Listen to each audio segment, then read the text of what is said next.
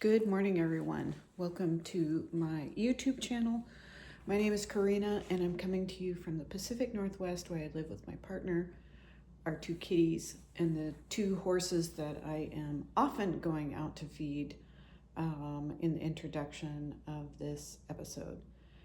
I am not doing that today, mostly because I injured myself pretty badly last Friday. So my arm is in a sling, and I'll just show you the top part of the sling, but my right arm is in a sling because when I was feeding last Friday evening, I tripped, and I assume I tripped. I'm not really sure what happened, but I tripped and fell in the barnyard, pulling my left hamstring and dislocating my right shoulder.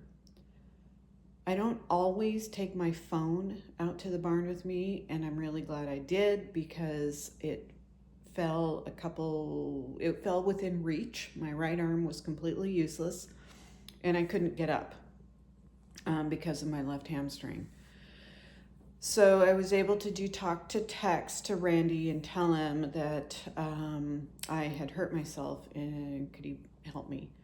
And he came out there and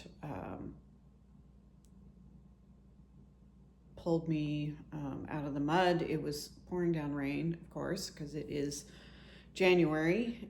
Today's January 17th, 2025, by the way. January, and helped me finish getting the hay for the horses, and then limped back up to the house where he had to help me get out of my muddy clothes. I'm not sure why I did this, but it's like I didn't realize what happened with my right arm, but it's like I can't move my arm. And so I took my left hand and I, physically lifted it up, which I guess didn't hurt, but it was just sort of a weird experiment. And Randy said that, well, we should go to the ER. So out of my muddy clothes, got into some a strange outfit of some big oversized flannel pajama bottoms that were thankfully just fairly tame in design.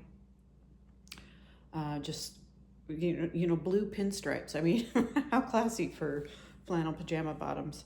And I couldn't pull a t-shirt over my head or anything, so I wore one of his big plaid shirts that I was just able to kind of flop my arm into and then wrap around myself, and then he helped me snap it up, and then a stocking cap that my grandma had made, and off we went to the ER.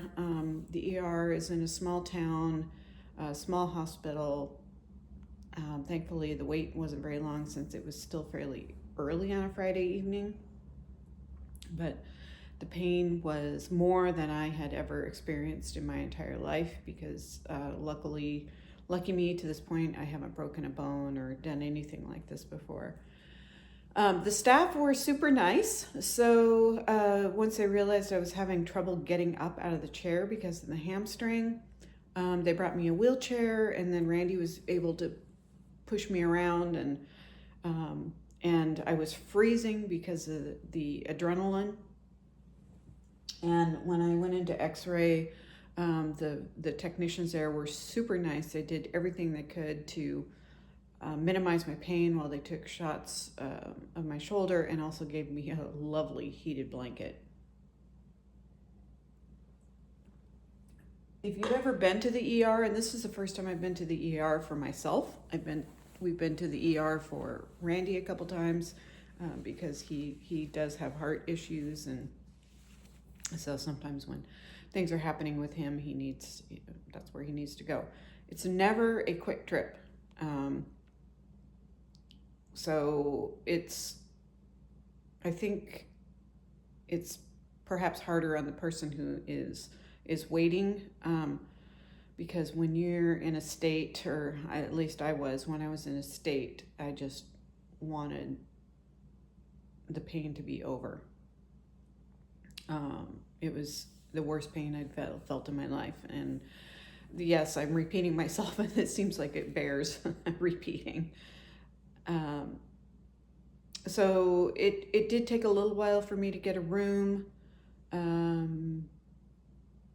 It's all kind of a blur at this point, because once I got into a room and into a bed, I mean, one of the hardest things is that my hamstring was so painful. And when the doctor came in to see me, I mean, he kind of looked it over, but he was definitely more concerned about my shoulder. So when you have 2 injuries, the body prioritizes and the physicians prioritize. I agree with the physician's decision on working on my shoulder, but I wish I could have had a little bit more for my hamstring. They got an IV in me and started putting in some nifty narcotics, which I immediately warmed up, immediately calmed down. I mean, not that I was hysterical, but it was just, if you've ever been in that kind of pain, you know what I mean. Even if you are a calm person in emergencies, it's immensely calming to have certain kinds of drugs, and I don't even know what they are. I think fentanyl was mentioned at one point, which kind of shocked me, since there's such a fentanyl overdose problem in many areas, rural and urban areas, that it was like, oh, you kind of forget that is a legitimate prescription drug to treat legitimate medical situations, and the street variety, of course, is not safe. So all that to say, I was a little surprised to hear that I was getting fentanyl, but I have to say it made me feel wonderful. I can understand why people get addicted to it. So the doctor explained that, he was going to try to manually put my shoulder back in place, and if he couldn't do it, he was going to have to sedate me. So he tried all sorts of different things, and it ended up that he was going to have to sedate me. I'm not really sure why it was so difficult. All I know is that I got the sedation. I remember the name of the anesthetist. Is that what they're called? His name is Eric. He was very kind. That all of a sudden that I was just dreaming about knitting. And then when I woke up, the doctor came to see me and said, well, your shoulder's back in place. And I was like, oh, really? And I had a sling on. I was like, oh, where did this come from? So it was all really wonderful to me. And I think it can be quite traumatic. I mean, I think a lot of people get sick. I ate lunch probably at 10:30 or 11 that morning, so I didn't have anything in my stomach, and that probably prevented nausea. I assume. I don't normally have a super strong stomach, so that was a relief. And they were offering to give me more drugs, and I was like, I think I just really want to eat something, go home and eat something, and take Tylenol and ibuprofen, and because I had a prescription for, I don't know, some kind of narcotic painkiller that we weren't going to be able to get until the next day. So that was that. The way Randy tells the story about how my shoulder was reset is a lot more interesting. Apparently there were like 3 doctors at one point pulling me in all different directions, that I was blissfully unaware. And then there was another doctor on staff that had a particular technique that he used that involved using the bed rail, like putting my arm over the bed rail and doing something rather violent that I'm sure I would not want to witness. But anyway, that is what ultimately got my shoulder back in place. And so we got home, I don't know, around 9 p.m. that night, so it'd been in the ER. Randy says it took 6 hours, but I know I was feeding at 4 p.m. We probably got there around 5 p.m. and I think we got home around 9:30. So, you know, probably 4.5 hours in the ER, which I think is really quite fast. So, I have a saint of a friend who has been helping me with the horses. She comes over every afternoon, feeds, and picks manure. Because of the hamstring, it is really difficult for me to get around. I mean, I've kind of hobbled out to the barn. Yesterday, I hobbled out to the barn a couple times. But, you know, it's muddy and slippery around here, and I slipped a little bit, and just it really scared me because my hamstring hurt, my shoulder hurt just from the jarring. I mean, I caught myself. I'm normally a pretty good tripper. You know, I trip, I catch myself, and you know, I don't have a problem falling typically. This was just a doozy. So I don't know. It's made me take a little bit of stock, about how I do things, and I've really had to slow down. I've had to do many things left-handed. If you are right-handed and are trying to brush your teeth, it's a real challenge. And other things too. I mean, the first few days, Randy had to help me get dressed. He had to help me put my hair in a ponytail. But I've been managing to dress myself and even put my hair in a ponytail. And I actually was able to wash it one-handed the other night. So that was a big deal. But it takes me 30 minutes to get dressed a lot of times. Yesterday, in fact, it took me 30 minutes to get dressed, and normally that's like a 5-minute operation, 5 minutes or less. I have to sit down to put socks on. Never had to do that. So, the horses, of course, are on vacation. I don't think they care. The cats have been real snuggle buddies. Harley's right here by me. So that's my sad tale of woe. So I don't have any horsemanship's tales to tell you. What am I wearing? I'm wearing a poncho I made years ago. It's out of I think it's an Aran weight or something like that. It's just a wool, and it's a very simple pattern that's it has this really nice kind of it's kind of like a turtleneck that folds down. I really like it. It's super easy to get over my head. It's super stretchy. This has been my constant companion this week. The other great news is that I can still knit because I knit left-handed. Just be a word to the wise.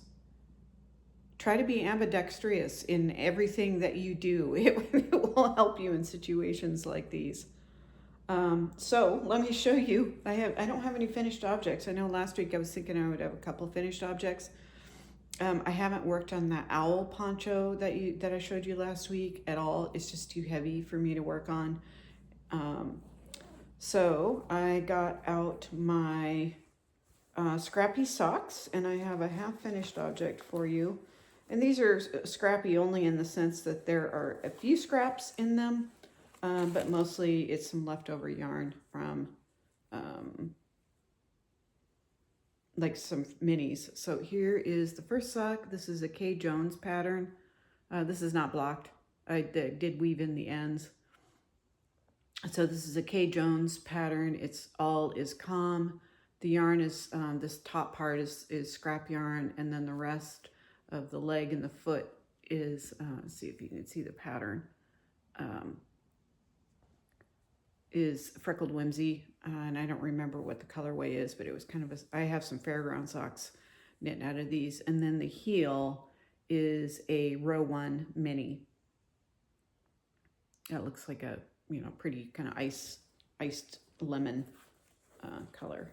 And I cast on the second sock and am working on the heel flap at that point.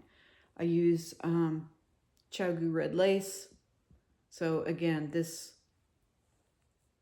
I would say the first 10 rows of the cuff So 15 rows of 2x2 rib.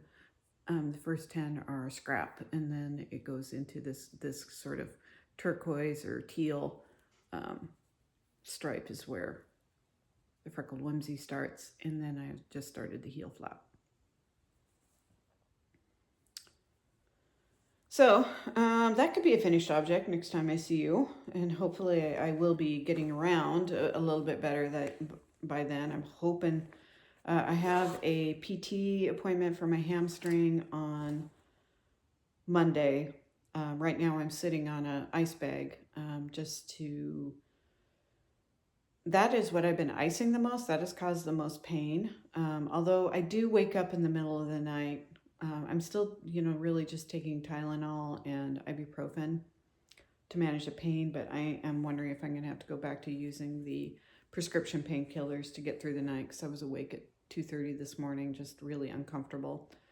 I did manage to find a comfortable position by kind of propping up my arm with a rolled towel between, like in my armpit, and putting a pillow under my knees. That kind of helped my hamstring. So, it might be, I might need to take I think it's an Oxy product. So, which I don't like to take, but sometimes you just need to get on with your life. And just work-wise, I took the first Monday and Tuesday off because it's very taxing because I have this T-Rex arm. It's really hard to type, and it's super taxing and tiring. And thankfully work has been very flexible about that. And I've managed to work a little bit Wednesday and actually quite a lot yesterday, which might be why I'm so tired today. And today's my day off. I do have a meeting at 10 this morning. So I think it's around 8 a.m. right now, looking at out the skylights. So anyway, this bag was made by my mom. It's a really nice quilted bag, lined with a zipper. I use this all the time for my sock projects. The other thing that I started is I finally got on the Coziest Memories blanket bandwagon. Part of it is that it's just easy to knit. So I just have the four stripes or 4 squares. So the bottom one with some sock yarn. I believe it's a hand painted yarn.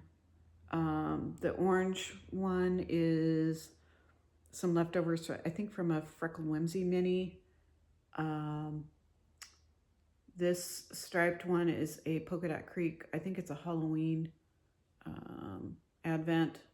And then this one, I think, is also part of the Halloween advent. Sorry about the yarn in front. It's difficult to manage things one-handed. So if you've ever had to experience this, you know what I mean. And then I am using another, I think it's a row 1 mini, and I just started it, so you probably can't even see that, but it's kind of a blue. Let me show it to you. Here it is. Yeah, kind of a blue-gray. So the Coziest Memory blanket by Kemper Ray is a free pattern on Ravelry. So I'm having a lot of fun with it. It's I would say it takes me about an hour to knit one of these squares, and I'm doing like some other YouTubers do. It's like every 4 squares I weave in the ends just to kind of keep it manageable. And I know that some people do an I-cord binding around it. Is that what you call it? I don't think that's what you call it. An edge around it. I don't know whether I'll do that. I might. I don't know how big I'm going to make it yet. I'm kind of thinking maybe 20 by 20, which is 400 squares. So this will be a work in progress for a long time. Here is the pattern, the Coziest Memory, a scrap blanket pattern by Kemper Ray. So yeah, if you are inclined to make blankets, and I really didn't think I was, I've resisted making blankets for a long time because we have a lot of crocheted blankets from when I was a kid. My mom and I, and my sister too, I think, made crocheted blankets, granny square blankets. I've made other blanket patterns. So I have several blankets kind of all over the house. In fact, this one I made Randy. It's a crochet pattern. And then I also have one on my lap. Maybe I can show you. It's kind of a scallop. It's made out of a cotton yarn. So I don't know if you can see that very well. But part of it is that my yarn bag is sitting on it and Harley is sitting on the other end. So it's hard to show. And this is also, I think, a similar kind of scalloped crochet blanket. I don't crochet as much now as I used to. So I don't know, these knitted blankets are fun. And then this bag, also made by my mom out of this farm scene fabric that I bought. I think I bought it in Maine for her for Christmas one year. And apparently I bought a lot of yards of it, you know, not really knowing what yardages mean for fabrics. And so she keeps making me bags out of this. The simple drawstring bag, which I really love. They're very easy for her to make and easy for me to secure against Herbert, the yarn murdering kitty, which, by the way, I will tell you. So if you remember last week, I was going to start, or maybe I had cast on already, another sweater, the Briocherie. And I remember talking about the yarn, and I know I had worked on it that day before my fateful incident out in the barnyard. Well, I had it in a bag, apparently not very secured, because when we got home from the emergency room, that bag was on the floor and there was yarn just all over the place. I mean, it's like, some places I don't know how they got Herbert, probably not Harley too much, but Herbert, just like wound it around table legs. I mean, he had a great time.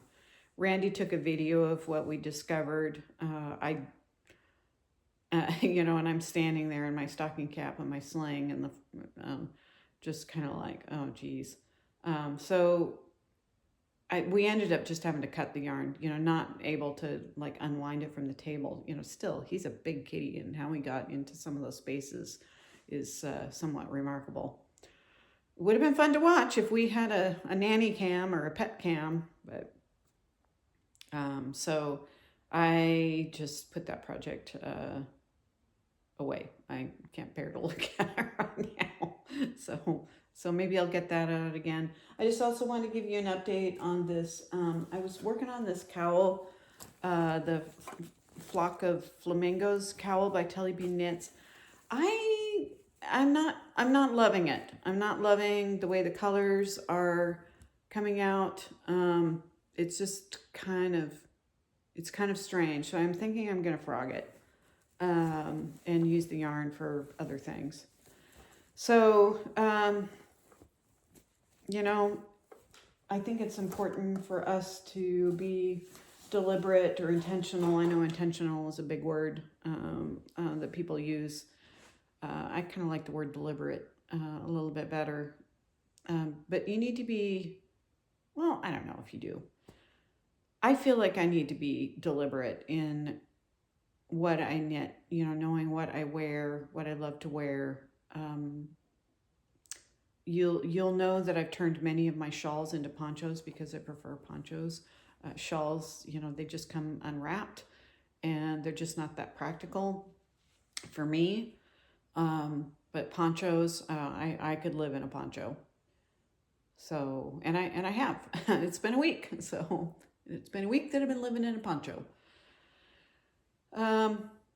So being very intentional. I wear socks all the time, so it kind of makes sense for me to pick up socks again. There's certain sweaters I really like. So hopefully I'll be able to get my arm into sweaters here soon. I kind of figured out how to put on like t-shirts, for example. It's an interesting technique of kind of flopping the armhole down so where my right arm can reach it, and then it's like armhole, head, and then armhole. So, and that works. So in some ways, this injury's been really great for my brain.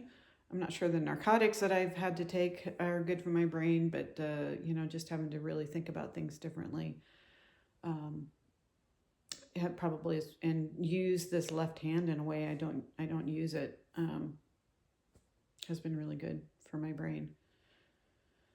On that note, I am going to bid you a fond farewell. I hope you enjoy this episode, and hopefully I will be able to have some more positive news about horsemanship and things like that. Maybe some thoughts about what I am, how I'm going to move forward. I mean, my trainer's still going to come out. She's still going to work with Bragi. It's just that my time riding Odin is going to be limited, at least I would say for another month, if not 2. So, which, you know, he probably won't mind. So, take care, everyone.